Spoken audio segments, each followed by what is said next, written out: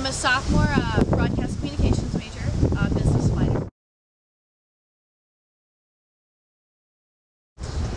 9/11 for me was the first day of school.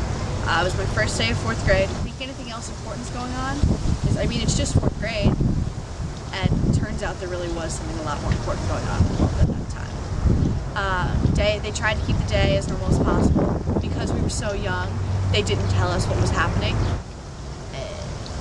And looking back, it's interesting to think, you know, how little we all knew. Especially being so young. I mean, we couldn't grasp how monumental and how much this would change our life. That we didn't know. I mean, we just thought it was a really bad situation that had happened. And I mean, for me personally, growing up in a town where, you know, 75% of the families that live there are commuters that go into the city, it gave me a little bit more perspective. I think that looking back, leading up to, you know, the years before 9/11, we were so carefree.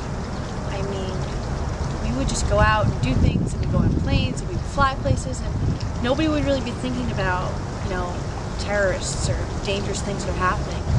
For somebody who lived in the New York area, metropolitan area, I should say, every year on 9/11, the city that never sleeps stops.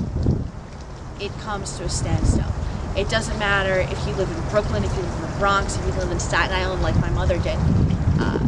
You know, everything stops. The Sunday after 9/11, we found out that the pastor at our church, Father Judge, his brother, who was a New York City firefighter and a chaplain with the